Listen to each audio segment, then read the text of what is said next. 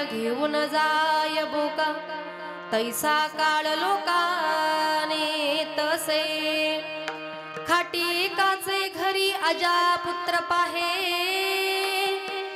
खाटिकाचे घरी अजा पुत्र पाहे कसा प्याची गाय वाजे कैसे पाहतो उंदीर घेऊन जाय बोका तैसा काळ लोकाने तसे तुका म्हणे काही करा काढा काढी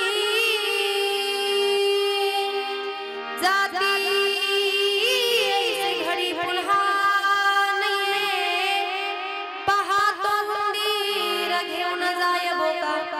तैसा काळ लोकाने तसे विठ्ठल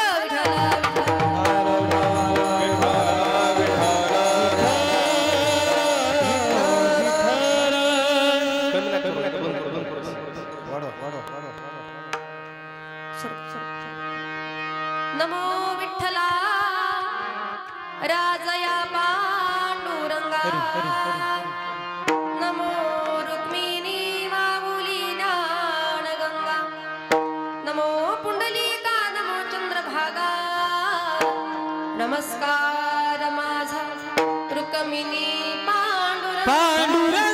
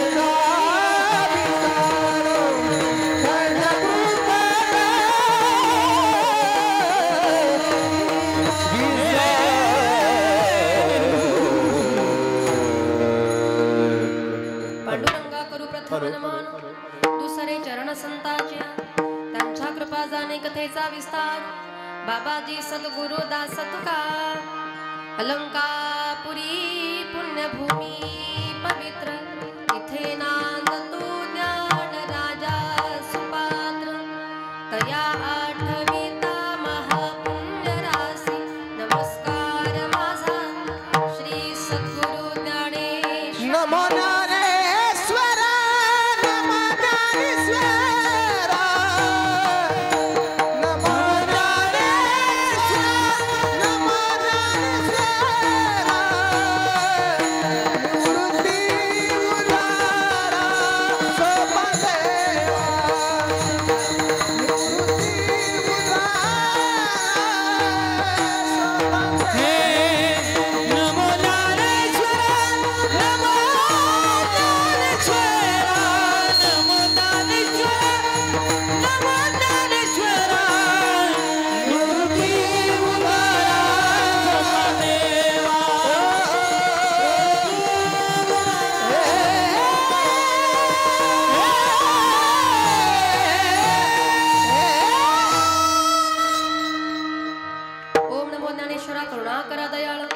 तुमचा अनुग्रह लाधलो पावन झालो चराचरी मी कळा कुसरी काहीच नेने बोलतो वचन अति भाविका एका जनार्दनी तुमचा दास त्याची आस पुरवावे वसुदेव सुतं देवं कंसचाणूरमर्दनं देवकी परमानंदं कृष्ण वंदे जगद्गुरु आता हृदय आपुले चौफाळून या भले वरी बैसव पाऊले श्री गुरूंचे विश्वाचा तो गुरु स्वामी निवृत्ती दातारो मनोजवं मारुततुल्य वेगं जितेंद्रियं बुद्धिमतां वरिष्ठं वातात्मजं श्रीरामदूतं शरणं प्रपदे। शरण शरण जे हनुमंता तुम्हालो रामदूता, काय भक्तीच्या त्या वाटा, मज दावा व्यासू भटा, वचन एका कमळापती, माझी रंकाची विनंती, कर जोडितो कथे काळी, आपण असावे जवळी विठ्ठल विठ्ठल विठ्ठल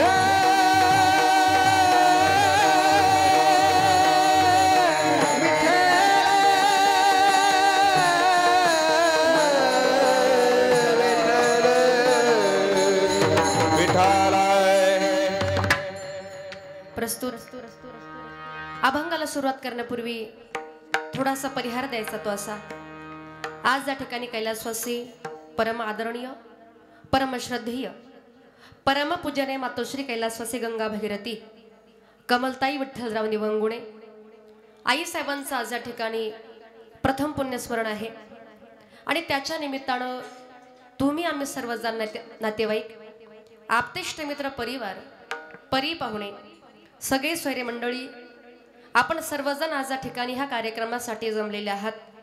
आई साहेबांच्या पश्चामध्ये त्यांचा गोड असा परिवार आहे, त्यांचे सुपुत्र आहेत त्या ठिकाणी श्रीमान अशोक विठ्ठल निवंगुणे, दुसरे सुपुत्र या ठिकाणी श्रीमान माजी सरपंच आहेत माणिक विठ्ठल निवंगुणे, त्यांचे दीर या ठिकाणी श्री नथू भैरू निवंगुणे उपसरपंच आहेत, ते माजी उपसरपंच आहेत, त्यांच्या सुना या ठिकाणी अलका अशोक निवंगुणे, मालती माणिक निवंगुणे, त्यांची मुलगी या ठिकाणी आहे सौभाग्यवती संगीता शांताराम क्षीरसागर। अतिशय गोड आणि मोठा असा परिवार, त्यांच्या पश्चात त्यांचे मुलं, त्यांच्या सुना, मुलगी आहे, पुतणे आहे, दीर आहेत, नातवंड आहेत, अतिशय गोड असा परिवार या ठिकाणी ह्या कमल आजींचा। आणि खरं तर आजींच्या जाण्यानं या निवंगुणे परिवारावरती दुःखाचा आघात कोसळलेला आहे, दुःखाचा डोंगर कोसळलेला आहे। पण आपल्या आई साहेबांना एक सद्गती प्राप्त होण्याकरता, मोक्ष प्राप्ती प्राप्त होण्याकरता ह्या निवंगुणे परिवारानं आपल्या आई साहेबाच्या निमित्तानं अतिशय गोड असं कीर्तन रूपी सेवेचं नियोजन आज या ठिकाणी केलेलं आहे। प्रथमतः यांच्या माध्यमातून ही सेवा माझ्याकडे आली। आपल्याच गावचं एक आदरणीय असं व्यक्तिमत्व, आदर्श असं व्यक्तिमत्व या ठिकाणी आमचे लहू अण्णा, खरं तर अण्णांच्या संपर्कातून ही सेवा माझ्याकडे आली। अण्णा, आपले मनापासून धन्यवाद।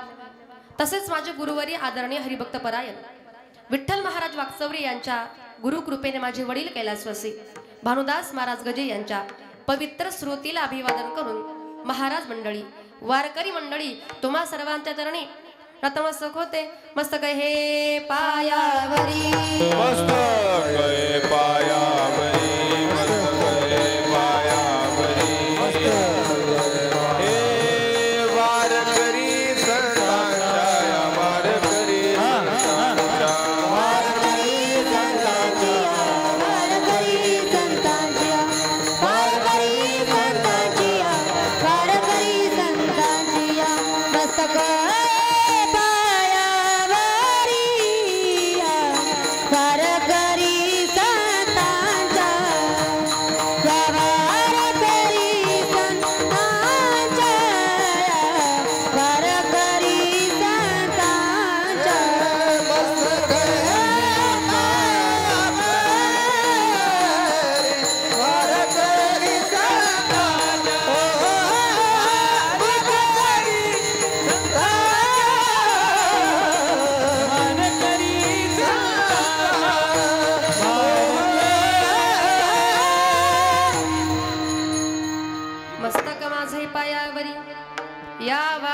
संतांच्या, अगदी तुम्हा सर्व संतांच्या श्रोत्यांच्या या ठिकाणी मृदुंग सम्राट ज्यांचं अतिशय सुंदर असं वादन आहे आणि पखवाज म्हटलं की या ठिकाणी भरत अण्णांचं नाव आपल्या तोंडासमोर येतं, डोळ्यासमोर सुद्धा येतं। अतिशय गोड असं ज्यांचं वादन आहे मृदुंग सम्राट या ठिकाणी भरतजी महाराज पठाडे, त्यांच्यासाठी एकदा जोरदार टाळ्या वाजवा बरं। असं वाटतं की कीर्तन जाऊ दे, त्याचा पखवाज ऐकत राहावं। एवढा वेळ या ठिकाणी झाला, तुमची चाल चालू आहे, पण या ठिकाणी कोणी दुसरी चाल केली नाही हे फार महत्वाचं आहे। अतिशय छान। खरं तर पहिल्यांदाच या ठिकाणी मला माझं परम भाग्य मी समजेल खरं तर अण्णा तुमच्यामुळे आज या ठिकाणी। खरं तर कधी कधी दोघांचे नाव सप्त्याच्या पत्रिकेमध्ये असायचे, पण एक जण असायचे आणि एक जण नसायचे. पण आज हा सुवर्ण योग म्हणेल मी, का आज या ठिकाणी भरत अण्णांची साथ या ठिकाणी मला लाभते. आणि या ठिकाणी ज्यांचं अतिशय सुंदर गोड असं गायन आहे, मी तर म्हणेल आमच्या भागामध्ये ते उसावली जाता बघा ट्रॅक्टर घेऊन, तर ते लोक हिंदी गाणे लावतात. पण आम्ही ऐकलंय का या दोघांच्या चाली ती लोक ऐकतात. इतकं गोड यांचं सुंदर असं वादन हे स्वतः आम्ही आमच्या कानांनी ऐकलंय. अतिशय गोड या ठिकाणी एक उच्च असं गायनामध्ये ज्यांचं गोड नाव आहे आमचे बंधू आदरणीय ओमकार महाराज जगताप महाराज, आपले मनापासून धन्यवाद. अतिशय ज्यांचं सुंदर असा आवाज आहे, गोड ज्यांचा आवाज, या ठिकाणी आमचे बंधू आदरणीय कैलासजी महाराज पवार महाराज, आपले मनापासून धन्यवाद. या ठिकाणी श्रोतू वर्ग, टाळकरी माळकरी वारकरी महाराज मंडळी, ज्येष्ठ मंडळी, माझ्या माता भगिनी, अगदी तुम्हा सर्वांच्या चरणावरती पुनश्च एकदा विनम्र अभिवादन करते आणि कीर्तन रूपी सेवेला सुरुवात. विठाला विठाला विठाला विठाला विठाला विठाला विठाला.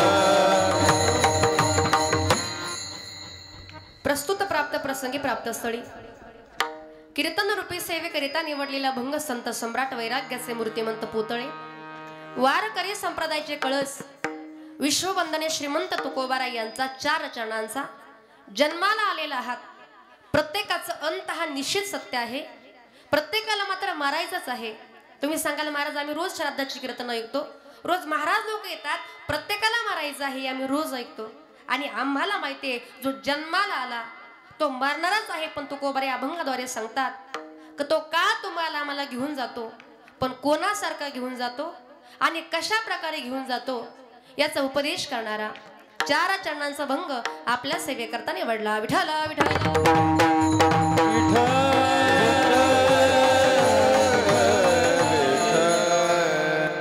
खर तर कैलासवासी ज्या आईंच्या निमित्तानं कीर्तना करता आपण जमलेला आहात, त्या आई साहेबांना आपल्यामधून जाऊन गेली 1 वर्ष झालेलं आहे. सांगेल तुम्हाला की ज्याच्या जीवनामधली आई गेली त्याच्या जीवनामधला सुखाचा सागर अटला, आणि ज्याच्या जीवनामधला बाप गेला त्याच्या जीवनामधला सुखाचा समुद्र अटला. माय बाप केवळ काशी तेने न जावे तीर्थासी. खर तर आई वडील म्हणजे आपलं दैवत आहे. त्या आई वडिलांची सेवा आपण केली पाहिजे. सांगेल महिला मंडळ की आई म्हणजे आपल्या घरातला आनंद आहे, आई म्हणजे आपल्या घरामधलं सुख आहे, आई म्हणजे आपल्या घरामधलं समाधान आहे. आणि नव्हे ती आई म्हणजे तुमच्या माझ्या आयुष्याची परिपूर्णता आहे. पण ऐका, एकदा का हीच आई आपल्या जीवनामधून निघून गेली ना, मात्र त्या दिवशी आपल्या आईसारखं प्रेम, आपल्या आईसारखी माया, आपल्या आईसारखं वात्सल्य आणि आपल्या आईसारखा जिव्हाळा या जगामध्ये पुन्हा कधी मिळत नाही. महिला मंडळ ऐका, ज्या दिवशी माहेरामधली आपली आई निघून जाऊ द्या आणि 2 दिवस तुम्ही माहेरामध्ये जाऊन राहा आणि 2 दिवस माहेरामध्ये आपली आई नसू द्या, माहेरामध्ये करमत का? सुन सुन वाटतं. कारण का आईशिवाय माहेरामध्ये त्या ठिकाणी प्रेमच वाटत नाही. इतकी प्रेमाची मूर्ती प्रत्येकाच्या जीवनामध्ये आपली आई असते. पण लक्षामध्ये घ्या, ज्या दिवशी स्वतःची आपली आई निघून जाते त्या दिवशी तुम्ही शेजारच्या बाईला, दुसऱ्या स्त्रीला, काकूला, मावशीला, आत्याला, मामीला तुम्ही कितीही आई आई म्हणा, स्वर चालू राहू द्या. काकूला, मावशीला, आत्याला, मामीला तुम्ही कितीही आई आई म्हणा, आई म्हणून हाक मारा, पण आपल्या आई सारखं प्रेम दुसरी बाई करू शकत नाही. आई आई करीते आई कोणीच होईना, माझ्या आईची गसर शिजे नारीला येईना. आई आई करीते आई सुखाचा सागर, निळ्या अभाळाई वढतीच्या माईचा पदर. आई आई करीते आई साखरेचा खडा, तोंडात घालते गोड झाल्या दात काढा. खरं तर आई म्हणायला किती गोड वाटतं. आई हा शब्द ऐकायला किती गोड वाटतं माय बाप. पण ज्या दिवशी जीवनामधली स्वतःची आपली आई निघून जाते ना, मात्र आपल्या आईसारखं प्रेम जगामध्ये पुन्हा कुठे मिळत नाही. सांगेल तुम्हाला, प्रत्येकाच्या जीवनामध्ये जीवन जगत असताना दोन गोष्टी फार महत्वाच्या. एक म्हणजे माझी आई आणि दुसरा म्हणजे माझा बाप. याला कारण असं आहे, आपल्या आईसारखं प्रेम या जगामध्ये कुणीही करू शकत नाही. आणि ज्या दिवशी स्वतःचा बाप निघून गेला ना, त्या दिवशी आपल्या बापासारखा विश्वास आणि आपल्या बापासारखा आधार या जगामध्ये पुन्हा मिळणे शक्य नाही. आई ती आपली आईच असते आणि बाप तो आपला बापच असतो. पण ऐका ना, आताचं भयंकर असं कलियुग आहे आणि आताच्या कलियुगामधली अनेक मुलं म्हणतात ना कधी कधी की आई बाबा तुम्ही आमच्याकरता काय केलं हो? अहो नाही बांधला बंगला, नाही बांधल्या माड्या. आई बाबा तुम्ही आमच्यासाठी केलं तरी काय, पण ऐका ना, तुमच्या आमच्या सगळ्यांच्या आई बापाचा, तुमच्या आमच्या सगळ्यांवरती एकच मोठा उपकार. जन्म दिला आईने मला, उपकार हा मोठा झाला, उपकार हा मोठा झाला, उपकार हा मोठा झाला. तेच लागे रे पायाला, तेच लागे रे पायाला, पाणी तिच्या डोळ्याला. जन्म दिला आईने मला, उपकार हा मोठा झाला, उपकार हा मोठा झाला, उपकार हा मोठा झाला. त्या आईनं आपलं पालन पोषण केलं, त्या माता पित्याचे उपकार या जीवनामध्ये आपण कधी विसरायचे नाही. खरं तर या आई या परिवारामधून निघून गेल्या. दोन सोन्यासारखी मुलं या आईनं घडवली. जरी आई निघून गेल्या असल्या, पण या गावामध्ये एक आदर्श असा परिवार, एक आदर्श चांगला असं नाव या दोन्ही भावांचा आहे. अतिशय गोड असा परिवार आहे. पण या परिवारामधून आई निघून गेल्या. हे परमेश्वरा, आमची आई आज आमच्या घरामध्ये नाही. आमच्या ह्याच आई साहेबांना सद्गती प्राप्त होण्याकरता, मोक्ष प्राप्ती होण्याकरता आजचं हे कीर्तन आहे. विठ्ठल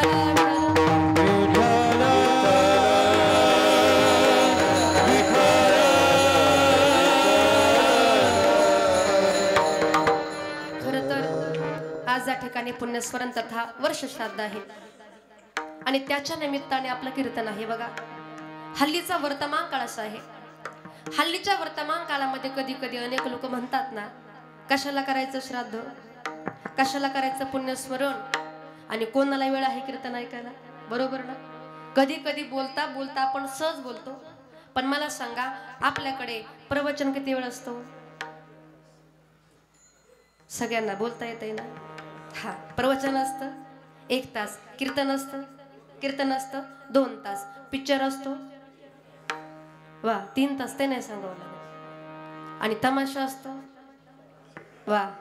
पण काय देणं घेणं, आपलं कीर्तन आहे 2 तास. पण हल्लीच्या काळामध्ये 2 तास कीर्तन ऐकण्याकरता आमच्याकडे वेळ आणि खुशाल नाही म्हणता. पण आता हो म्हटलं, हे माझं भाग्य मात्र. विठाला विठाला विठाला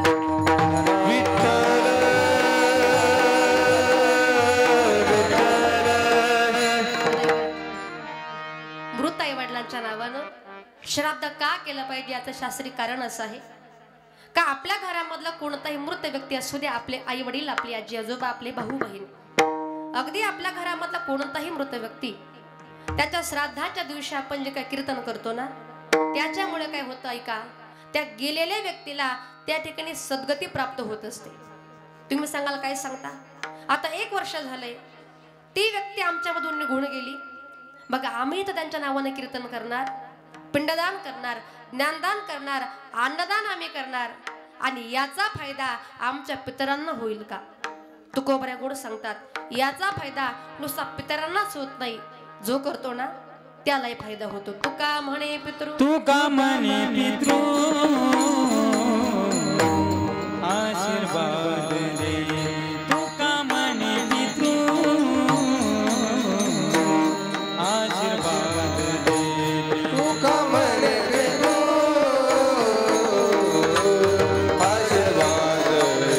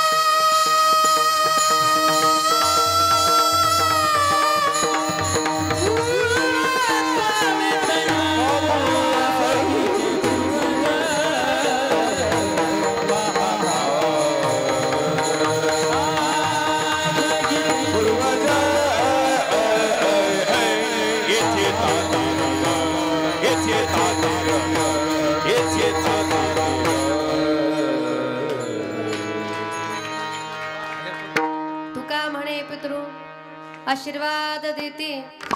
तू आपले पितर काय करतात? तुम्हा मला आशीर्वाद देतात, पण लक्षामध्ये घ्या त्यांच्या नावानं आपण पिंडदान केलं पाहिजे, ज्ञानदान केलं पाहिजे, अन्नदान केलं पाहिजे. पण आत्ताचा काळ फार भयंकर आहे. अनेक पाखंडी लोक आताच्या काळामध्ये आहेत. महाराज खरंच कीर्तनाने सद्गती प्राप्त होईल का? भजनाने असं होईल का? अन्नदानाने या गोष्टी घडतील का?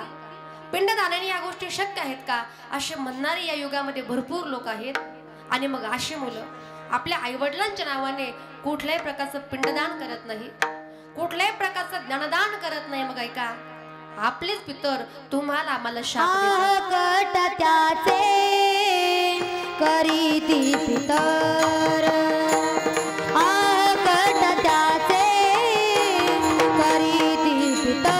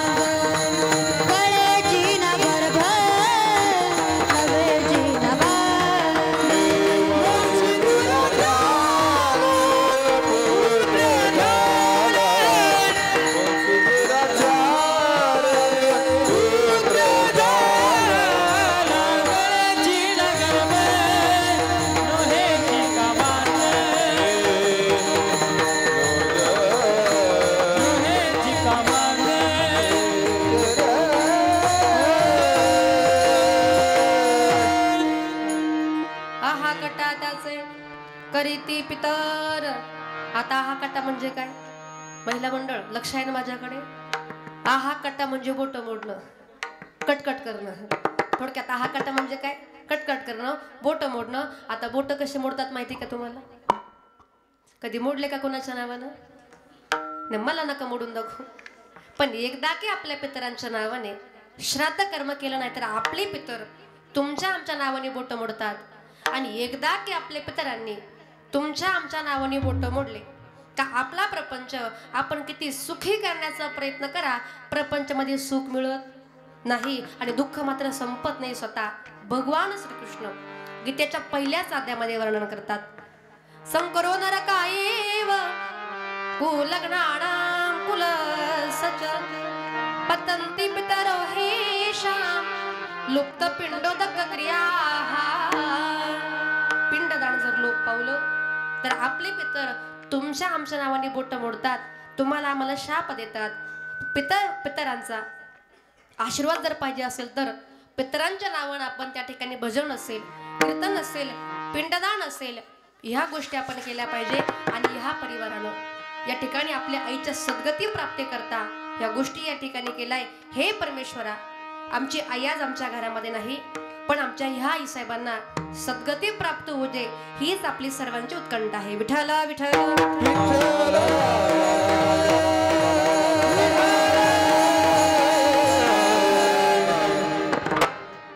उपजला प्राणी अभंग तुकोबरायांचा आहे. उपजला म्हणजे जन्माला आला. या अभंगाद्वारे तुकोबराय सांगतात, जो या ठिकाणी जन्माला आलेला आहे प्रत्येकाचा मृत्यू मात्र अंतिम सत्य आहे. जातस्य ध्रुवा मृत्यू. आणि जो मरतो त्या मनुष्याला जन्म पुन्हा निश्चित आहे. मृत्यूश्च ध्रुवा जन्म. मग तुम्ही सांगा महाराज काय सांगता? जन्म झाला की पुन्हा मृत्यू, आणि मृत्यू झाला का पुन्हा जन्म. हे कुठपर्यंत? ज्ञानेश्वरी मध्ये माऊली गोड सांगतात, उपजते नासे नासले ते पुनरपी दिसे, हे घटिका यंत्र जैसे परिभ्रमेगा. उपजे म्हणजे जन्माला आला, त्याचा नाश मात्र निश्चित होणार आहे. नासले ते पुनरपी दिसे, जो मेला तो पुन्हा जन्माला येणार. पण हे सगळं कशासारखं आहे? हे घटिका यंत्र जैसे. किती नित्य भावे फलित, नित्य भावे फलित,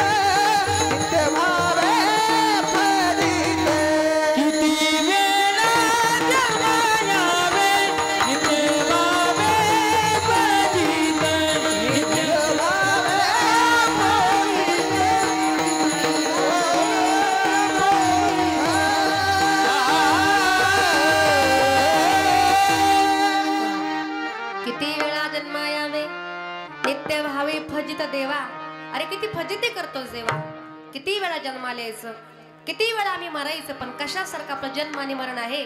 घटिका यंत्र जैसे. आता घटिका यंत्र म्हणजे घड्याळ. मला सांगा पुरुष मंडळ, घड्याळाला किती काटे असतात बरं? तुम्ही काय नाराज आहे का टेन्शन नाही ना? जरा फ्रेश बसा. एक माणूस माझ्या कीर्तनामध्ये अजिबात असे ना बरं का, अजिबात असे ना. मी म्हटलं काय झालंय? त्यानं सांगितलं ताई माझ्यावरती भरपूर कर्ज आहे. आता आम्ही जाऊ का कर्ज फेडायला? पण लक्षामध्ये घ्या, ज्याच्यावरती कर्ज आणि तोच खरा. जेवायचे ना 12:30 वाजता, मग आवाज मोठा आला पाहिजे. पुन्हा एकदा विचारते, ज्याच्यावरती कर्ज आणि तोच खरा मर्द. वा विठ्ठल विठ्ठल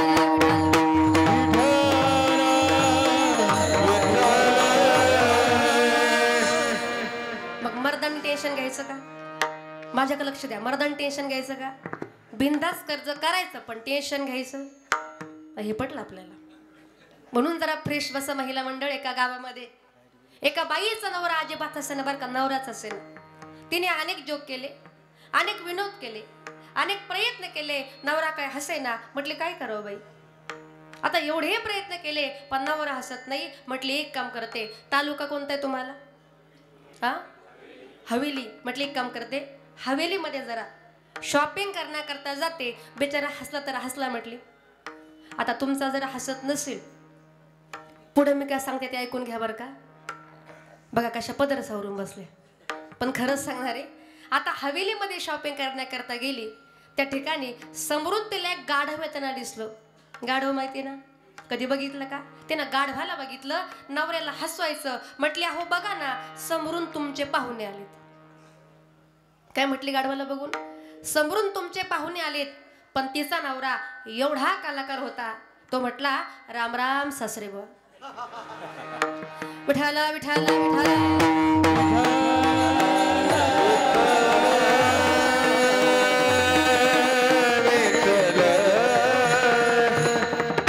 म्हणून जरा आनंदाने जीवन जगलं पाहिजे. कारण आपल्या जीवनामध्ये कोणता क्षण शेवटचा असेल आपण सांगू शकत नाही. म्हणून जरा आनंदाने आपण जीवन जगलं पाहिजे. असो, हे घटिका यंत्र जैसे परिभ्रमेगा. आता मला सांगा, घटिका यंत्र म्हणजे घड्याळ. घड्याळाला किती काटे असतात बरं? कोण म्हटलं 12? पण किती काटे असतात? 3 काटे. त्या 3 काट्यांमधला जो काही सेकंद काटा असतो ना, तो सेकंद काटा रात्रंदिवस असा फिरत असतो. तो म्हणतो का आता मी फार थकलोय, 2 तास आता मी आराम करतो, असं म्हणतो का? त्याप्रमाणे आपलं जन्म आणि मरण आहे. जन्माला आलात, मरायचं निश्चित आहे, आणि मेलात पुन्हा निश्चित जन्माला यायचं आहे. कारण मी या ठिकाणी मरावं असं कुणाला वाटतं? कुणी आहे का? अजिबात नाही. एखादी 100 वर्षाची म्हातारी आजीबाई असू द्या, आपण म्हटलो आजीबाई तुम्ही कधी मरणार आहात? आता घ्या ना उरकून, आता भरपूर दिवस झाले. चांगलं उत्तर भेटेल का? मार खावा लागेल ना. कारण का? तिलाही जगायचंय, तुम्हालाही जगायचंय, मलाही जगावं असं वाटतं. मारायचं कुणाला नाही. पण लक्षामध्ये घ्या, परमेश्वराने तुम्हाला मला हे जीवन दिलंय ना, ते जीवन कसं आहे? जिंदगी का किराए का घर है, एक ना एक दिन बदलना पड़ेगा. जिंदगी किराए का घर है, एक ना एक दिन बदलना पड़ेगा.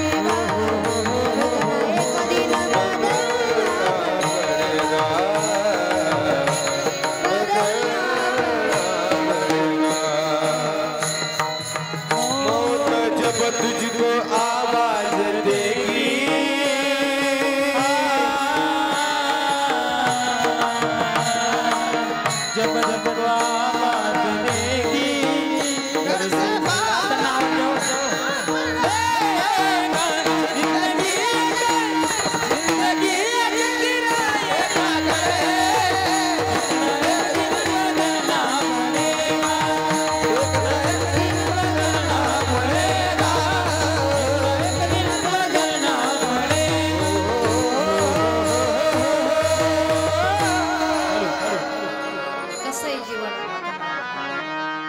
एका भाडोत्री घराप्रमाणे आहे बघा. समजा एखाद्या भाड्याच्या घरामध्ये आपण राहता, पण महिना झाला की त्या घरचा मालक आमच्याकडे येणार, भाडं वसूल करणार. पण ते जर भाडं भरलं नाही तर घरामध्ये राहता येतं का? कुठे जावं लागतं? घराबाहेर. त्याप्रमाणे आमचं जीवन आहे. जिवंतपणी असताना किती माझं माझं म्हणा. समजा एखादा पाहुणा आपल्या घरी आला, त्याला आपण काय सांगतो? हा जो बंगला आहे ना, हा बंगला माझा आहे. कुणाचा? पुरुष मंडळ. हा बंगला माझा आहे. ही गाडी ना, ही गाडी माझी आहे. नवी नवी ही शेत जमीन सगळी माझी आहे. हा जनावरांचा गोठा माझा आहे. आणि हे जे समोर मंदिर दिसतंय गावातलं, ते मंदिर मात्र वा वा वा, मंदिर कोणाचं आहे? गावाचं, माझं नाही. पण लक्षामध्ये घ्या, ऐसी हो जाएगी तेरी हालत, काम आएगी दौलत न ताकत, वक्त आएगा ऐसा भी नादा, तुझको कांटों पे चलना पड़ेगा, जिंदगी किराए का घर है, एक ना एक दिन बदलना पड़ेगा. असं मात्र आपलं जीवन आहे. आज आहे पण उद्या नाही. असं क्षणभर सुद्धा भरोसा नाही.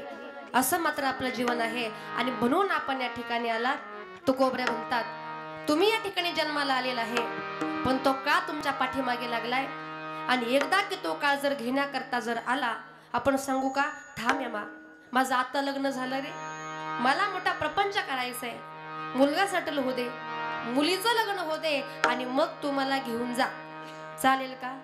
इथे वशिला चालत, टेबला खालून जरी दिले, इथे वशिला चालत. काळाची उडी पडेल बा जेव्हा, सोडविना तेव्हा माय बापा, सोडविना राजा देशीचा चौधरी, अनेक सोयरी भली भली. पुढे जाऊन माऊली गोड सांगतात, मरते समय ब्रह्मदेव जरी भेटला तरी आपलं मरण मात्र चुकू शकत नाही. तुम्हाला पुरावा सांगते. विठ्ठल विठ्ठल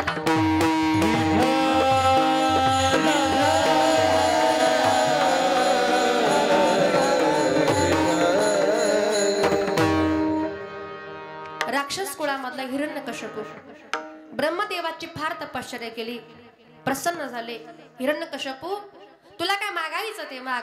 तो म्हटला, हे बघा ब्रह्मदेवा, माझ्याकडे धन आहे, सत्ता आहे, संपत्ती आहे, संपदा आहे, मला फक्त एकच द्या, ते म्हणजे मरण नको. काही मागितलं? मरण नको. पण त्यावेळेला ब्रह्मदेवाने सांगितले, हिरण्यकश्यपू, अरे हा प्रश्न माझ्या अधिकाराचा नाही. तू माझ्याकडे दुसरा काही माग, तुला मी देईल, पण मरण नको हा प्रश्न मात्र माझ्या अधिकाराचा नाही. याने विचार केला की अरे, मी एवढी तपश्चर्या केली, ब्रह्मदेवच मला भेटलेले आहेत आणि माझं मरण चुकू शकत नाही. पण ब्रह्मदेवाने सांगितले ना, काहीतरी माग. मग असं काहीतरी मागायचं, अशी युक्ती करायची का जेणेकरून आपलं मरण चुकलं पाहिजे. गेला ब्रह्मदेवाकडे, म्हटलं, हे बघा ब्रह्मदेवा, मला सकाळी मरण नको, दुपारी मरण नको आणि रात्री मरण नको. तथास्तु. दुसरी अट सांगितली, मला आतमध्ये म्हणजे घरामध्येही मरण नको आणि बाहेरही मरण नको. तथास्तु. तिसरी अट सांगितली, मला आकाशामध्येही मरण नको आणि जमिनीवरही मरण नको. चौथी अट सांगितली, मला शस्त्रानं मरण नको, मला अस्त्रानं मरण नको. पाचवी अट सांगितली, मला देवाच्या हातून मरण नको, दानवाच्या हातून मरण नको आणि मानवाच्या हातूनही मरण नको. शेवटची आणि सहावी अट सांगितली, या 12ही महिन्यांमधून मला कोणत्याच महिन्यामध्ये मरण नको. आता मला सांगा, यानं एवढ्या अटी सांगितल्यात, याला मरण येईल का? आणि त्यालाही वाटलं मी अमर राहणार, मला मरण येणारच नाही आहे का? हिरण्यकश्यपूने काय केलंय का? आपल्या राज्यामध्ये देवाचं नाव घेण्याकरता बंदी केली होती. पण त्याचा मुलगा भक्त प्रल्हाद रात्रंदिवस देवाचं नाम चिंतन करायचा. नारायण नारायण नारायण, रात्रंदिवस देवाचं नाव ओठावर असायचं. मुलाकडे गेला, म्हटले, कार्य तुला समजत नाही का? सगळ्या नगरामध्ये देवाचं नाव घ्यायला मी बंदी केलेली आहे, तू माझा मुलगा आहे आणि माझं काय ऐकत नाहीस. तो म्हटला, काय करू बाबा, माझी मजा झाली, अनावर वाचा आणि छंद या नामाचा लागला से बाबा, काय करू? माझी वाणी मात्र बंद राहत नाही. बापाला फार राग आला. मुलाला मारण्याचे अनेक प्रयत्न केले, कडेलोट केला, हातीच्या पायाखाली दिलं. पण लक्षामध्ये घ्या, ज्याच्या पाठीमागे माझा भगवान परमात्मा आहे त्याच खालचे माकडं काहीच वाकडं करू शकत नाही. बरोबर ना?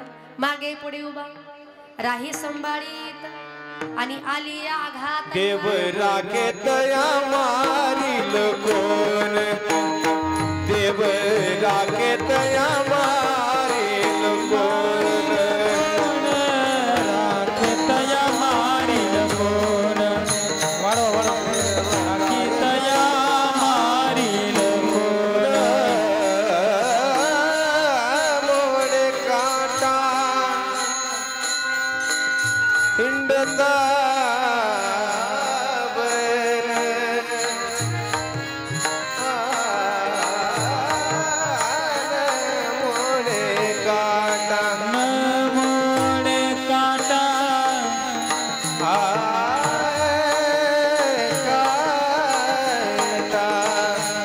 गाताना आवाज द्या, नंतर कमी करा. न मोडे काटा काटा काटा काटा काटा काटा हिंडता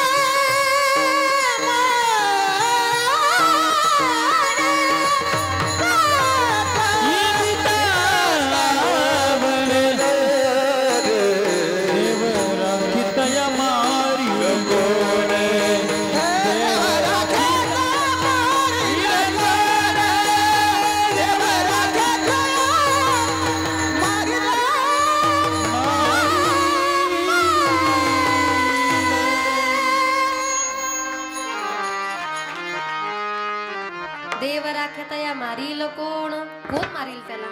मारण्याचे अनेक प्रयत्न केले, विषप्रयोग झाले, मुलगा मरेना. मुलाच्या जवळ आला, बाळा अरे सांग तुझा देव आहे तरी कुठे बाबा? कुठे नाही हो माझा देव, सर्वाभूती पाहे एक वासुदेव. सगळ्या जगामध्ये माझा भगवान परमात्मा भरून पुरून उरलाय. तो जळामध्ये आहे, स्थळामध्ये आहे, काष्टामध्ये आहे, पाषाणामध्ये आहे बाबा. विठ्ठल जळी स्थळी भरला, रीता ठावा कोठे उरला. आज म्या दृष्टीने पाहिला, विठ्ठलाची विठ्ठलाची विठ्ठल म्हणता हरली पाप. बाबा कुठे नाही हो माझा देव, सगळ्या जगामध्ये माझा देव आहे. जवळ एक खांब होता, का रे प्रल्हादा या खांबात तुझा देव आहे का? हो बाबा या खांबातही माझा देव आहे. राग आला, खांबावरी लाथ मारिली दुर्जने, स्तंभी नारायण प्रगटले, स्तंभी नारायण प्रगटले, स्तंभी नारायण प्रगटले. राग आला, रागाच्या भरामध्ये खांबावरती लाथ मारली. खांब दुभंगाला नाही का? त्या खांबामधून निम्म शरीर सिंहाचं निम्म शरीर मानवाचं असे नृसिंह भगवान प्रकट झाले. एका बोटावर त्याला उचललं आणि आपला जो काही उंबरा असतो ना त्या उंबऱ्यामध्ये येऊन बसले. आता मला सांगा, लहान मूल जरी आपल्या उंबऱ्यामध्ये बसलं, आपण काय म्हणतो? उंबऱ्यामध्ये बसायचं, काहीतरी शास्त्र आहे. पण ऐका, नृसिंह भगवानाने काय केलं? उंबऱ्यामध्ये बसले, बोटावर त्याला उचललं आणि विचारलं, का रे हिरण्यकश्यपू, तू म्हणाला होतास ना मला सकाळी मरण नको, मला दुपारी मरण नको, मला रात्री मरण नको. तू जरा आता बाहेर बघ, सकाळ आहे का? नाही. दुपार आहे का? नाही. रात्र आहे का? कारण का तर ती वेळ होती सायंकाळची.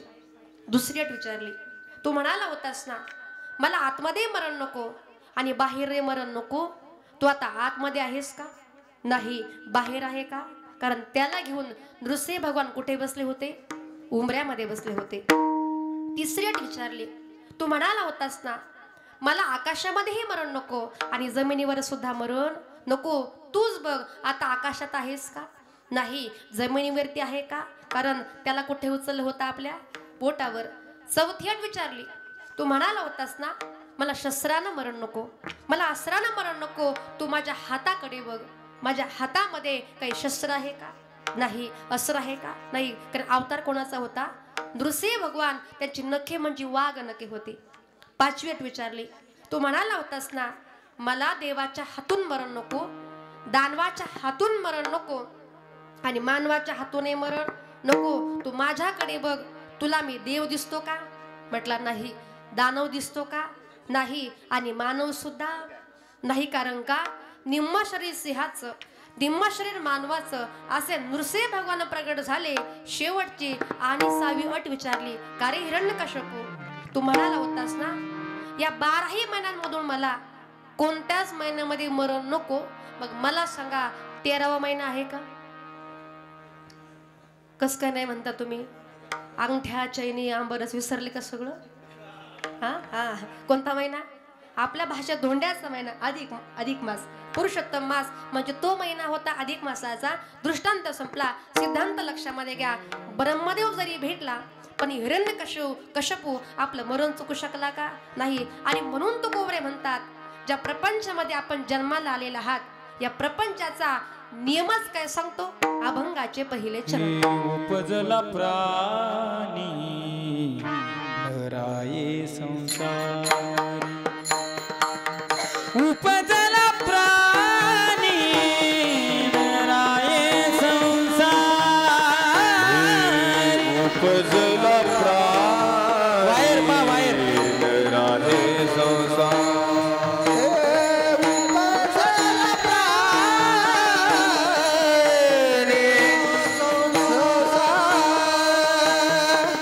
सुरू करा आता. हे उपजला प्राणी नराये संसारी, उपजला प्राणी नराये संसारी, उपजला प्राणी नराये संसारी, उपजला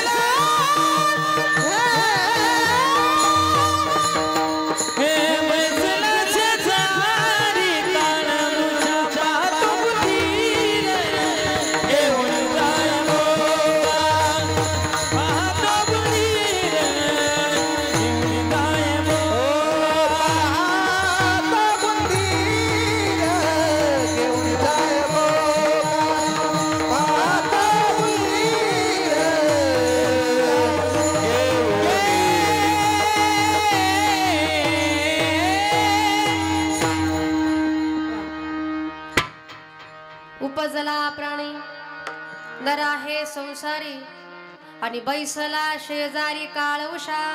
तुकोबऱ्या सांगतात तो का तुमच्या आमच्या उषाशी बसलाय. उषा म्हणजे कोण? त्या नावाची एखादी स्त्री नाही बर का. घडोघडी काळ वाट याची पाहे आणि अजून किती आहे अवकाश. तो काळ आपल्या पाठीमागे लागलाय म्हणून सावध व्हा आणि काय करा? देवाचं नामचिंतन करा. पण आत्ताच कलियुग आहे. देवाला न मानणारे, देवाला न मानणारे या जगामध्ये अनेक लोक आहेत. पण ऐका, तुम्हाला एक वाक्य मी सांगेल. तुम्ही देवाला माना किंवा न माना, तुम्ही देवाला माना किंवा न माना, पण ज्या दिवशी देव तुम्हाला मानणार नाही ना त्या दिवशी तुमच्या घरापुढे पाहुणे जमा झाल्याशिवाय राहणार. आलं का लक्षात? मग माना, त्याला काय देणं घेणे. स्वतः भगवान सोडवन करा हरी नामे, सोडवन करा हरी नामे, सोडवन करा हरी नामे, सोडवन करा हरी नामे. काळाने ग्रासिले सावधान व्हारे, काळाने ग्रासिले सावधान व्हा.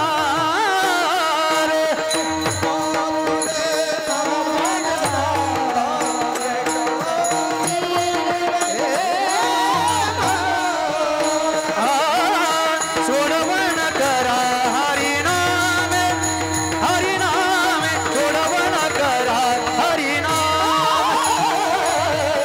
सोडवन करा हरी नामे, गोपाळ हरी नाम, हरी नाम. आपली सुटका कशाने आहे? भगवान परमात्म्याच्या नामचिंतनामुळं. आणि म्हणून त्या भगवान परमात्म्याचं नामचिंतन आपण केलं पाहिजे. पण आत्ताचा काळ देवाचं भजन पूजन म्हटलं आणि देवाचं पूजन म्हटलं की आम्हाला फार कंटाळा, बरोबर ना? एखाद्या वेळेला देवपूजा करायची वेळ होते, कोण देवपूजा करेल? शेवटी दुपारचे 12 वाजतात. ते म्हणतात आता जाऊ द्या, आता उद्या करू, बरोबर आहे ना?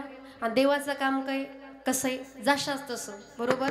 मग भगवान परमात्मा सुद्धा तेच म्हणतो. आपण जर हाक मारले देवा माझ्यावरती वाईट वेळ आली धावून ये ना, मग देव काय सांगतो, आता थांब, उद्या येतो आणि परत कधी येईल. म्हणून भगवान परमात्म्याचं पूजन आपण मनापासून केलं पाहिजे. एका गावामध्ये एक कट्टर असे वारकरी बाबा होते. पंढरपूरची वारी जवळ आली. बाबा लगेच आपल्या मुलाकडे गेले. म्हटले बघ बाळा, आता 15 दिवस मी वारी करता चाललोय. मुलगा म्हटला मग काय करायचं? बाबा म्हटले काही नाही बाळा, फक्त एकच काम करायचं, रोज पहाटे 4ला उठायचं आणि सगळ्या देवांची देवपूजा करायची. मुलगा म्हटला का हो बाबा? अहो पहाटे 4ला उठणं आणि एवढ्या देवांची देवपूजा करणं मला शक्य नाही. पण बाबा ऐके ना आणि मुलगा पण ऐके ना. आता मुलानं विचार केला, नाही जर म्हणावं घरामध्ये भांडणं होणार, कटकटी होणार, म्हटलं नकोच त्रास. बाबांना हो म्हणून टाकू. आणि एकदा का बाबा वारीमध्ये निघून गेले का बघू म्हटलं घरी पूजेचं काय करायचंय ते. बाबांना होकार मिळाला. बाबा वारीमध्ये निघून गेले. मुलगा घरी आला, झोपला. पहाटेचे 4 वाजले आणि आईनं हाका मारायला सुरुवात केली. अरे उठ रे बाळा, देवांची देवपूजा करायची, देवांना गंध लावायचा आहे. हालत नाही, बोलत नाही, काहीच नाही. आईला राग आला. अरे उठ, अरे 4 वाजून गेले, देवांची देवपूजा करायची, देवांना गंध लावायचा आहे. म्हटलं काही गाई, पहाटे 4ची झोप म्हणजे साखर झोप, कशाला कटकट लावली गाई? देवपूजा कर, देवपूजा कर. आई म्हटली थांब बाळा, अरे देवांची पूजा करणं याला कटकट म्हणायचं नाही. आता कसा बसा उठला, आंघोळ वगैरे केली आणि देवाऱ्या समोर जाऊन बसला. देवाऱ्यामध्ये बघितलं.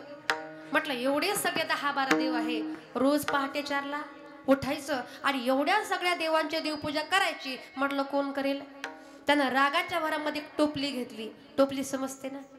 त्या टोपलीमध्ये देवाऱ्यामधले सगळे देव भरले. म्हटलं आई अगं मी एक काम करतो, जरा विहिरीवरती जातो आणि सगळ्या देवांना आंघोळ घालून आणतो.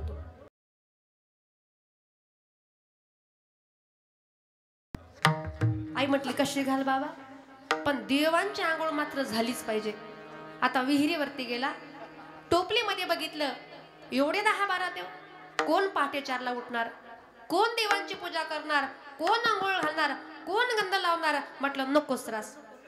राग आला आणि रागाच्या भरामध्ये काही केलंय का, 4-5 देव असे आपल्या हातामध्ये घेतले आणि विहिरीमध्ये खाली टाकून दिले.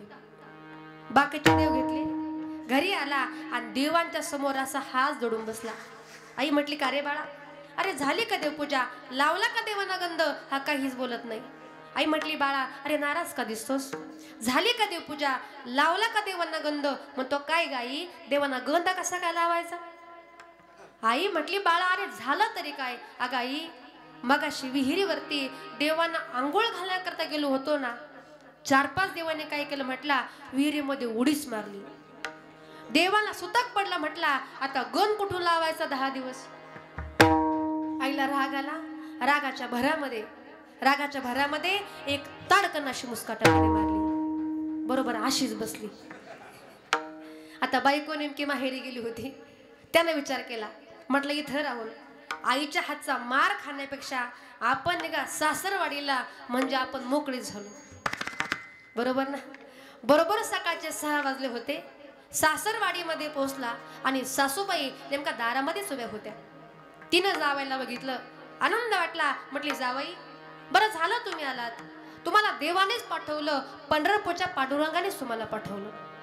आता यानं विचार केला, लग्न होऊन 4-5 वर्ष झाले, अनेक वेळा सासरवाडीमध्ये आलो, पण सासूबाईनं एवढं कौतुक माझं कधीच केलं नाही. जरा डाऊट आला. म्हटलं, का हो सासूबाई, सकाळी 6 वाजता माझं कौतुक कशासाठी चाललंय? सासू म्हटली, जाऊया बापू, त्याचं काय आहे ना, तुमचे वडील काल आमच्या घरी आले होते आणि आमच्या यांना काल पंढरपूरला घेऊन गेले. मी कालपासून म्हणत होते, देवपूजा कोण करल, बरं झालं तुम्ही आलात. आता यानं विचार केला, तिकडून सुटलो आणि इकडे येऊन पडलो, पण सासूबाईचा आदेश मोडता येईल का? बोला पुरुष मंडळ, सासूबाईचा आदेश मोडता येईल का? नाही म्हणतात बिचारे. तुम्हाला हे वाटतं मोठा सासरवास. असू द्या. पुन्हा 4 वाजले, पहाटेचे 4 वाजले. सासूबाईनं आवाज दिला, जावई उठा. एका हाकेत जावई उठला आणि डायरेक्ट बाथरूम मध्ये. सगळी आवरावर केली, आंघोळ वगैरे झाली आणि देवांची देवपूजा करण्याकरता सुरुवात केली. आता लक्षामध्ये घ्या, जावयाची देवपूजा म्हणजे काय हलक्या गोष्टी होत्या का? अजिबात नाही. सगळ्या हायफाय गोष्टी, सुगंधी फुले, सुगंधी अगरबत्त्या, सुगंधी धूप. आणि असा प्रकार घडला, त्या सुगंधी वस्तूंचा त्या ठिकाणी सुगंध शेजारच्या बाईला गेला आणि ती लगेच बाहेर आली. म्हटली, काय ग बाई, तुमच्या घरामध्ये रोजच देवपूजा होते, पण तुमच्या घरामधून हा भारी सुगंध कसला येतोय? म्हटली, काय नाही, योगायोगाने आमचे जावई बापू आलेत आणि जावयाची देवपूजा म्हणजे सगळ्या हायफाय गोष्टी पाहिजे, सुगंधी फुले, सुगंधी अगरबत्त्या. म्हटली, काय ग, तुमचे जावई देवपूजा पण करतात का? म्हटली, हो, अतिशय छान प्रकारे, अतिशय उत्तम प्रकारे. म्हटली, मग एक काम कर, आमचे हे सुद्धा काल वारीमध्ये निघून गेलेत, तुझी झाली ना का जरा माझी पण करायला. आता आतमधून हे ऐकत होतं. हे म्हटलं, देव मला काही सोडत नाही, मी कुठेतरी जातो आणि जीव देतो, एवढं देवाला वैतागलं. बरोबर सकाळचे 8 वाजले. रागाने एका विहिरीवरती गेला, काठावरती उभा राहिला आणि विहिरीमध्ये उडी मारणार. तोच आवाज आला, अरे थांब, अरे कशाला मरतोस? तो होता माझा बळीराजा, माझा शेतकरी राजा. अरे मरू नकोस रे, तू का जीव देतोस? प्रपंचाला कंटाळलो. अरे कंटाळू नकोस, मरू नकोस, तू एक काम कर, तू माझ्या घरी चल, तुला मी सांभाळतो. 2 टाइम चहा, 2 टाइम नाश्ता, 2 टाइम जेवण, दिवसभर आराम आणि फक्त एकच काम करायचं, पहाटे 4ला उठून देवपूजा. विठाला विठाला विठाला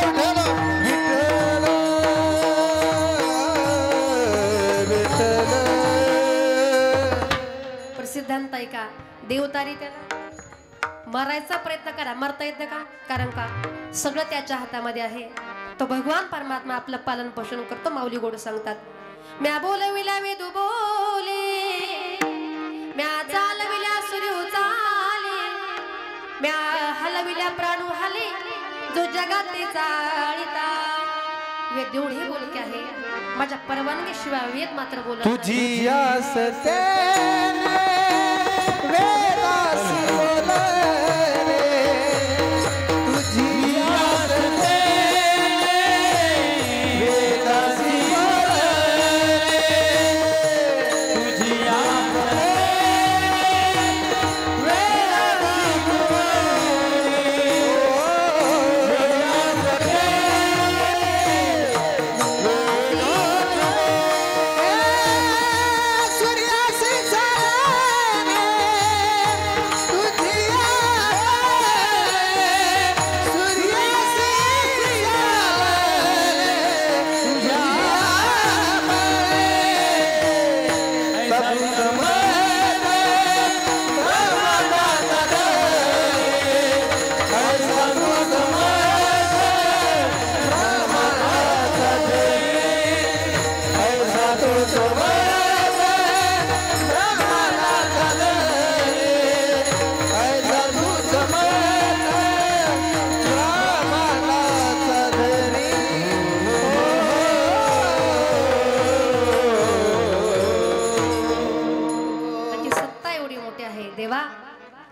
सत्तेशिवाय वेद बोलत नाही, सूर्य चालत नाही, ढगातून थेंबही गळत नाही आणि झाडाचं पान सुद्धा हलत नाही. देवा तुझ्या सत्तेशिवाय या जगामध्ये काहीच नाही. तरी पण काही काही लोक म्हणतात हे जे चाललंय ना हे फक्त माझ्यामुळेच चाललंय. कुत्र गाडी खालून चालतं त्याला काय वाटतं? त्याप्रमाणे आपली अवस्था ही पण लक्षामध्ये घ्या. आपलं पालन पोषण करणारा तोच एक आहे. ओ पालनहारे निर्गुण न्यारे तुम्हारे बिनु हमारा कौन नहीं है, तुम्हारे बिनु हमारा कौन नहीं रे. तुम हमको हो सखारे, तुम हमारे रखवाले, तुम्हारे बिनु हमारा कौन नहीं है, तुम्हारे बिनु हमारा कौन नहीं है. आणि म्हणून या ठिकाणी आला आपलं पालन पोषण करणारा तो जगाचा बाप आहे. मात्र आपण कधी जाऊ याची गॅरंटी नाही. आता आपण बसलेला आहात पण थोड्या वेळानं या ठिकाणी आपण असं किंवा नसू ते आपल्या हातामध्ये आहे का? आपण सांगू? आम्ही आत्ताच एकत्र फोनवरती बोललो, आम्ही आता जेवण केलं, तो पुढे गेला आणि काय झालं आम्हाला समजलं. त्याचं कारण काय आहे? बैसला शेजारी काळ उषा, तो काळ आपल्या उशाशी बसलाय. तर तुम्ही सांगा महाराज, तुम्ही सारखं सांगता तो काळ घेऊन जाणार, पण कुणासारखा घेऊन जाणार? पाहतो मंदिर घेऊन जाय बोका, पाहतो मंदिर घेऊन जाय बोका, पाहतो मंदिर घेऊन जाय बोका, पाहतो मंदिर घेऊन जाय बोका, पाहतो मंदिर घेऊन जाय बोका, पाहतो मंदिर घेऊन जाय बोका, पाहतो मंदिर घेऊन जाय बोका, पाहतो मंदिर घेऊन जाय बोका. पाहतो मंदिर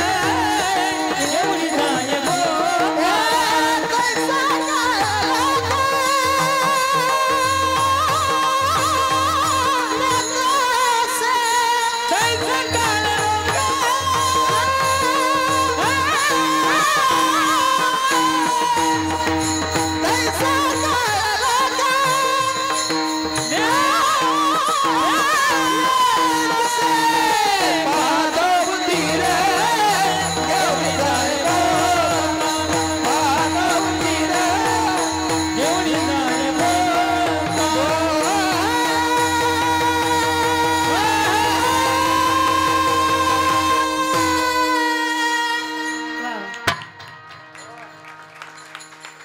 पाहतो उंदीर घेऊन जाय बोका आणि तैसा काळ लोकाने तसे तुकोबऱ्या गोड सांगतात का ज्याप्रमाणे आपल्या घरामध्ये उंदीर असतात. उंदीर माहिती ना? उंदीर, हा, उंदीर असला म्हणजे बोका 100% येणारच. पण एखाद्या बोक्याने एखाद्या उंदराला पकडलं, तो का म्हणतो का उंदीर दादा तुम्ही आज आमच्या घरी चला, आमच्या घरी आज खूप मोठा भोजनाचा कार्यक्रम आहे. असं म्हणतो का बोका उंदराला? मग काय करतो? क्षणभर हलू देत नाही, लगेच गिळून टाकतो. त्याप्रमाणे आपली अवस्था होणार आहे. एकदा की तो काळ आला की त्या उंदरासारखी मात्र आपली अवस्था होणारी. पुढे सांगितलंय खाटी एकाचे घरी अजा पुत्र पाहे आणि कसा ब्याची गाय वाचे कैसी कज्जाप्रमाणे. खाटकाच्या घरी असलेला बोकड आणि कसाब्याच्या दावणीला बांधलेली गाय खाटीक त्या बोकडाला आणि कसाबी त्या गायला मोकळं सोडेल का? नाही. त्याप्रमाणे एकदा की तो काळ आला, त्या काळाने घाला घातला का आपली सुटका नाही. देह जाईल, देह जाईल, देह जाईल, देह जाईल, देह जाईल, जाईल त्यासे काळू पाखाईल, देह जाईल, जाईल त्यासे काळू पाखाईल. देह जाईल, देह जाईल, देह जाईल, देह जाईल. एकदा की तो काळाला घाला घातला की आपली सुटका नाही, मात्र मारावंच लागणार.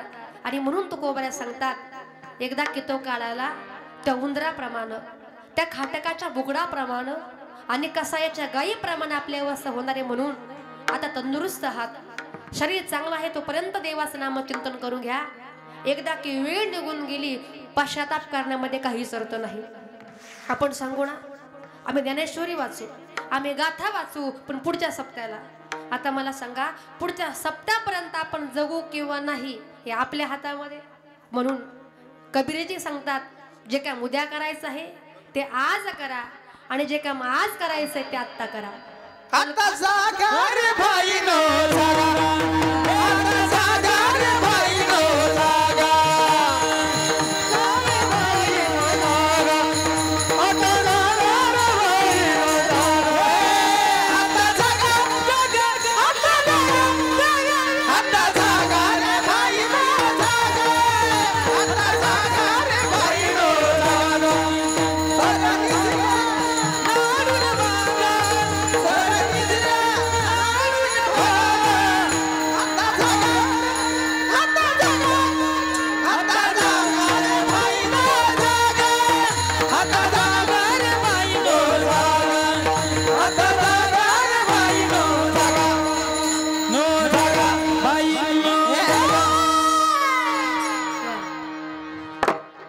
आता जागा रे भाईंनो जागा. काळ झोपलेला आहे तोपर्यंत काय करा, देवाचं नामचिंतन करा. कारण एकदा की वेळ निघून गेली, कारण जीवनामध्ये वेळ ही फार महत्वाची आहे. जव काळ असे दुरी ठेला, जव काळ असे दुरी ठेला, जव काळ असे दुरी ठेला, काळ असे दुरी ठेला, हरिगुण गाई ऐकवहिला तरी तो, हरिगुण गाई ऐकवहिला, हरिगुण गाई ऐकवहिला, गाय ऐकला, मनी भाव धरुनी भला, मनी भाव धरुनी भला, भाव धरुनी भला, भाव धरुनी भला, नवंच त्याला चुकू नको, नवंच त्याला चुकू नको, काळ असे दुरी ठेला, काळ असे दुरी ठेला,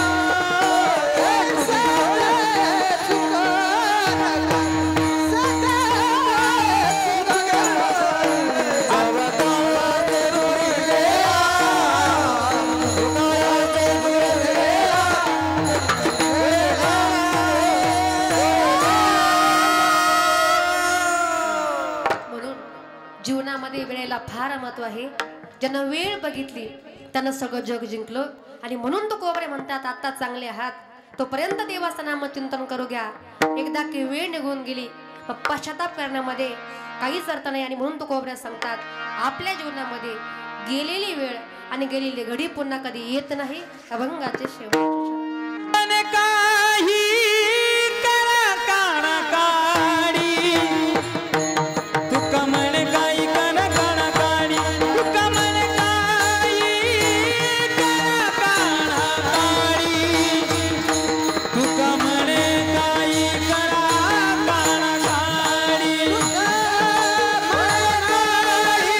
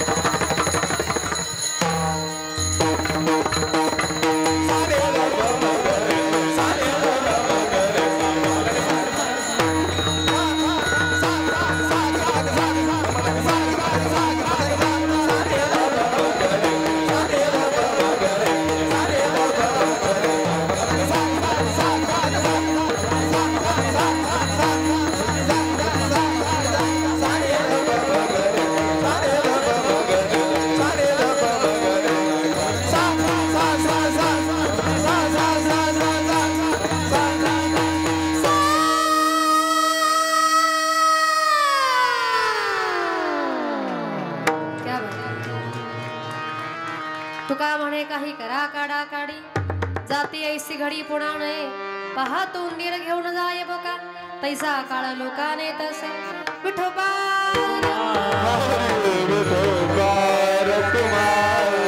हरी जय जय हरी जय जय हरी जय विठोबार कुमार विठोबार रखवाई विठोबार रखवाई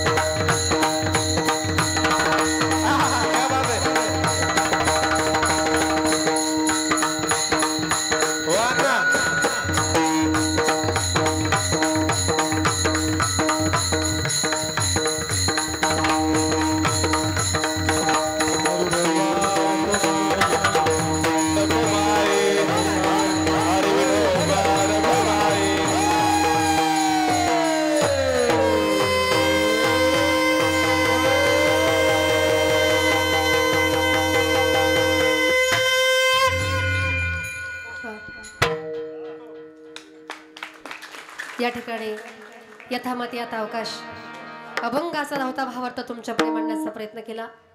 अगदी शेवटच्या या ठिकाणी 5 मिनिटं आपण घेणार आहोत आणि सेवा आपण या ठिकाणी समर्पित करणार आहोत. कैलासवासी या ठिकाणी कमलाजींच्या निमित्तानं आपण आज या ठिकाणी जमलेला आहात. ऐका, पृथ्वीपेक्षा श्रेष्ठ आई असते पण स्वर्गापेक्षा उंच वडील असतात. स्वामी हा तिन्ही जगाचा आई विना भिकारी. एकदा की जीवनामधली आई निघून गेली का आईसारखं प्रेम पुन्हा मिळत नाही आणि एकदा की जीवनामधला बाप निघून गेला का बापासारखा धार मात्र पुन्हा मिळत नाही. 5 मिनिटं थांबा बघतो. पण लक्षामध्ये घ्या, ज्या वेळेला जीवनामधली आपली आई निघून जाते त्या दिवशी आई कुणाला म्हणावं आणि आई म्हणून कुणाला हाक मारू प्रश्न पडतो. आई कुणा म्हणू मी आई सहा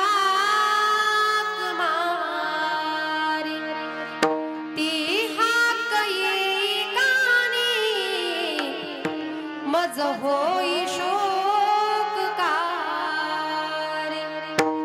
आई कुणा म्हणू मी आई घरी न दारी. स्वामी तिन्ही जगाचा आई विना भिकारी. जादू जीवनामध्ये आई निघून गेली का आईसारखं प्रेम पुन्हा मिळत नाही. सांगेल महिला मंडळ, प्रत्येकाच्या घरामध्ये एक तरी मुलगी असेल. तुम्हाला 2 मिनिटांमध्ये सांगेल मी मुलीचं आणि आईचं प्रेम कसं असतं बाई का. ज्या घरामध्ये मुलगी असते आणि ज्या घरामध्ये आई असते त्या घरामध्ये भांड्याला भांडायला लागणारच, भांडणे होणारच. पण ते भांडण कसं असतं, माय लेकीचं भांडण दया दुधाची उकळी लेक धरते बोला आई मनाची मोकळी. घरामध्ये मुलीचं आणि आईचं भांडण होतं. मुलगी रागवते, अगं तू माझी आई आहेस तरी मला बोलते. पण त्याच्या पाठीमागे आईचं प्रेमच असतं. आईला माहितीये माझी मुलगी आज माझ्या घरामध्ये आहे, हीच माझी मुलगी उद्या परक्याच्या घरी निघून जाणार, सासरे निघून जाणार आणि माझ्या मुलीला बाकीच्या समाजाने नाव ठेवू नयेत ना अशी अपेक्षा तिची असते. आणि म्हणून तर ती आई मुलीवरती संस्कार करते. आई शिकविते तुला राग येतो लेकी पराया माणसाशी बोलू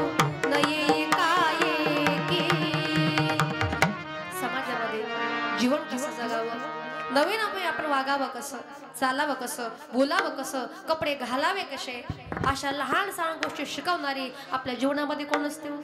आपली आईच असते. पण ऐका ना, दिवसा मागून दिवस जातात, महिना मागून महिने जातात, वर्षा मागून वर्ष सरतात आणि छोटीशी मुलगी मोठी होते, उपवर होते, लग्नाची होते आणि आईला भीती वाटते का रे, माझी मुलगी म्हणजे माझं प्रेम आहे, माझी मुलगी म्हणजे माझा काळीज आहे. आज माझी मुलगी माझ्या घरामध्ये आहे ना, मला कोणीही बोलू दे, कोणाचं भांडण होऊ दे, पण माझ्या आईला कोणी बोलायचं नाही. माझ्या घरामध्ये माझ्या आधाराची काठी म्हणजे माझी मुलगीच आहे. पण ऐका, जेव्हा हीच मुलगी उपवर होते, लग्नाची होते, मुलीचं लग्न जमतं, लग्नाचा दिवस उजाडतो, दुपारचे 12 वाजलेले असतात, ब्राह्मण देवता मंगल अष्टक म्हणतात आणि लक्ष्मीसारखी मुलगी बोहल्यावरती उभी दिसते आणि त्यावेळेला आईच्या डोळ्यामध्ये पाणी येतं. ऐका, आपल्या संस्कृतीमध्ये असा रिवाज आहे का ज्या वेळेला मुलीचं लग्न लागतं तेव्हा आई तुळशीला पाणी घालते. पण ऐका, आई तुळशीला पाणी घालते पण डोळ्यामध्ये पाणी येतं. माय दुरुनी पाहते घाली तुळशीला पाणी, आठविता बालपण अश्रू दाटले नयने, माया पाझरली तिची डोळे उसती पदरान, टाका अक्षता प्रेमाण शुभ मंगल सावधान. मुलीच्या प्रेमा करता आई रडते. याच्यामध्ये काय न बोलू, किती कठोर बाप असू द्या, किती स्वाभिमानी बाप असू द्या, तो स्वाभिमानी बाप आपल्या मुलीच्या लग्नामध्ये रडल्याशिवाय राहत नाही. असं म्हणतात का बाप रडत नाही, असं म्हणतात बाप रडत नाही, पण सांगेल तुम्हाला, बाप रडत नाही ना असं कधीच घडत नाही. आपली मुलगी सासरी जाताना मुलीच्या प्रेमा करता कोणताही बाप असू द्या, पण त्या बापाच्या डोळ्यामध्ये पाणी आल्याशिवाय राहत नाही. बाप साठवी तो अश्रुवाट पाही त्या क्षणांची, जन्मभराचे रडतो लेक जाताना सासरी. कोणताही बाप असू द्या, आपल्या मुलीच्या प्रेमा करता बाप रडतो. आणि म्हणून लक्षामध्ये घ्या, आपल्या जीवनामध्ये आईसारखं प्रेम आणि बापासारखा आधार, बापासारखा विश्वास जगामध्ये पुन्हा मिळत नाही. आई परिवारामधून निघून गेल्या. आईंच्या फोटोकडे बघितलं, गोड असा आईंचा चेहरा, सात्विक असा आईंचा चेहरा, अतिशय गोड अशी आईंची मूर्ती आहे. पण आईच्या पश्चामध्ये आईची 2 मुलं, पण ह्या मुलांवर आईसारखं प्रेम पुन्हा कुणी करू शकत नाही. आईच्या पश्चामध्ये आईची मुलगी आहे. जेव्हा केव्हा रक्षाबंधन असेल, दिवाळी असेल, भाऊबीज असेल, ही मुलगी आपल्या माहेरामध्ये येणार. पुन्हा कधीच आपली आई आपल्या माहेरात दिसणार नाही. कारण का, आई अशा गावाला निघून गेल्यात का पुन्हा परत कधीच आपल्या घरी येणार नाही. असं म्हणतात ना की डोंगराच्या आड सूर्य जातो, डोंगराच्या आड सूर्य जातो पण तो पुन्हा दिसतो. पण मात्यात गेलेली आई घरामध्ये कधीच येत नाही. गेली दुरी दिगंतरा, पुन्हा येणे नाही घरी. विजला हो नंदादीप, कशी जाऊ मी मंदिरी. लाडकी माझी आई, वाट पहा ती कैवारी. भोळी रखुमाई गेली, झाली उदास पंढरी. भोळी रखुमाई गेली, झाली उदास पंढरी. भोळी रखुमाईच आज आईच्या रूपानं तुमच्या आमच्या मधून निघून गेली. पण हे परमेश्वरा, आमची आई आज आमच्या घरात नाही, पण आमच्या आईला सद्गती प्राप्त होईल अशी प्रार्थना पांडुरंगाच्या आपण करूया. आपण बघा, ज्या दिवशी जीवनामधली आई निघून गेली का किती दुःख होतं. सोडून गेली आई, सोडून गेली आई, या लेकराला. आई आई आई तुम्ही कुणाला. आई आई आई म्हणून मी कुणाला.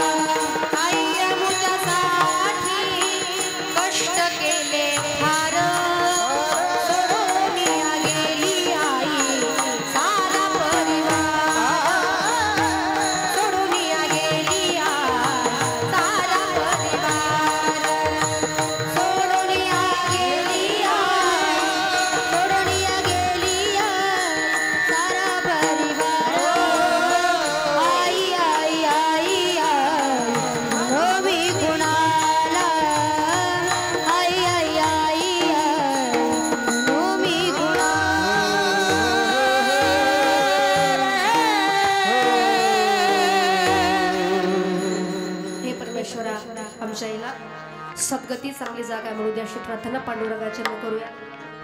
ज्यांनी अतिशय गोड अशी मृदुंगाचे साधील मृदुंग सम्राट या ठिकाणी आमचे भरत महाराज पठाडे. एकदा पुन्हा टाळ्या जोरदार. अतिशय छान महाराज, मनापासून धन्यवाद. ज्यांनी अतिशय गोड या ठिकाणी हार्मोनियमची साथ दिली. भजन करणे गाण्याने नरका जाणे चुके ना. मारुतीराव महाराज महारुद्र महारुद्र. वा वा वा. एकदा टाळ्या वाजवा जोरदार. अतिशय छान गोड महाराज, आपले मनापासून धन्यवाद. या ठिकाणी गायन सम्राट ओंकार महाराज जगताप, गायन सम्राट कैलासजी महाराज पवार, अतिशय गोड. या ठिकाणी पुनश्च एकदा आपल्या सर्वांचे मनापासून धन्यवाद. या ठिकाणी महाराज आहेत भरत महाराज वाघ आणि अजून आहे ना विलास महाराज मोरे. अतिशय गोड साधील महाराज, आपले मनापासून धन्यवाद. पाठीमागे उभी असलेली या ठिकाणी टाळकरी माळकरी वारकरी महाराज मंडळी, ज्येष्ठ मंडळी पण आहे का, जुनं ते आणि नव नाही, नंतर विचार करा घरी जाऊ. नवं पण हवं बरं का. खरं तर एवढी टाळकरी मंडळी या ठिकाणी आज उभी आहे. अतिशय सर्वांच्या चरणी या ठिकाणी माझं मस्तक आहे. सर्वांना या ठिकाणी मनापासून विनम्र अभिवादन. माझ्यासोबत आलेली आमच्या संस्थेमधली या ठिकाणी माझं गाव आहे सांगवी तालुका आहे संगमनेर. संगमनेर तालुक्यामध्ये सांगवी या गावी आपली मुलींची वारकरी संस्था आहे. खरं तर 70 मुली आपल्याकडे शिक्षण घेण्याकरता आहेत. पण ही मुलगी या ठिकाणी आली, तिने सुद्धा गुण गायन केलं. संस्कृतीताई, तिचे मनापासून धन्यवाद. या ठिकाणी ज्यांची या ठिकाणी यूट्यूबची शूटिंग आहे, या ठिकाणी माझा कीर्तनकार आमचे सिद्धेश दादा या ठिकाणी आले. अतिशय गोड या ठिकाणी आपण शूटिंग केलेलं असेलच, आपले मनापासून धन्यवाद.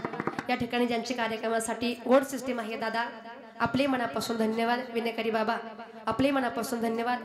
आजचे जे काही कार्यक्रमाची सेवा आहे, ज्यांच्या संपर्कातून ही सेवा माझ्याकडे आली, या ठिकाणी आपल्या गावचे आदरणीय व्यक्तिमत्व लहू अण्णा, खरं तर त्यांच्या संपर्कातून ही सेवा माझ्याकडे आली. या ठिकाणी आईंच्या दोन्ही सुपुत्र या ठिकाणी अशोकदादा माणिकदादा या परिवारानं अतिशय या ठिकाणी गोड सेवा आपल्या आईची केलेली आहे. कार्यक्रमासाठी माझ्या माता भगिनी पुरुष वर्ग, माझ्या समोर बसलेली माझी वारकरी संप्रदायामधली आदरणीय मंडळी, राजकीय सामाजिक शैक्षणिक आणि वारकरी संप्रदायामधली महाराज मंडळी, ज्येष्ठ मंडळी, तुमचे नाव मी घेत नाही आणि तुमचे नाव मला माहित नाही म्हणून जरा दिलगिरी व्यक्त करते. अगदी मनापासून आपल्या सर्वांचे धन्यवाद. या कार्यक्रमासाठी माझे मिस्टर आदरणीय हरिभक्त परायण गीतेश महाराज कातोरे, ते सुद्धा गोडासा मृदंग वाजवतात. महाराज आपण या ठिकाणी आलात, आपले मनापासून धन्यवाद. पुन्हा एकदा आपल्या सर्वांच्या मनापासून धन्यवाद. आणि झालेली सेवा पांडुरंगा चरणी माऊलींच्या चरणी अर्पण करून सेवेला पूर्णविराम देऊ. ज्ञानेश्वर माऊली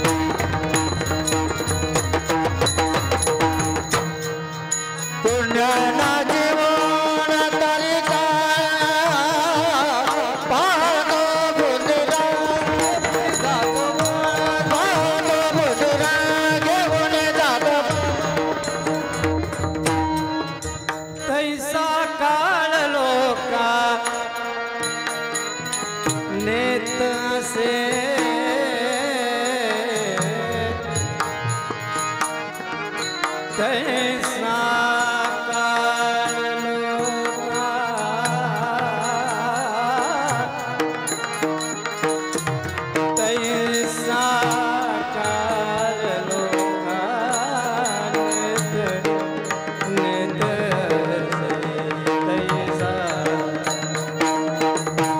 तैसा काल तैसा काल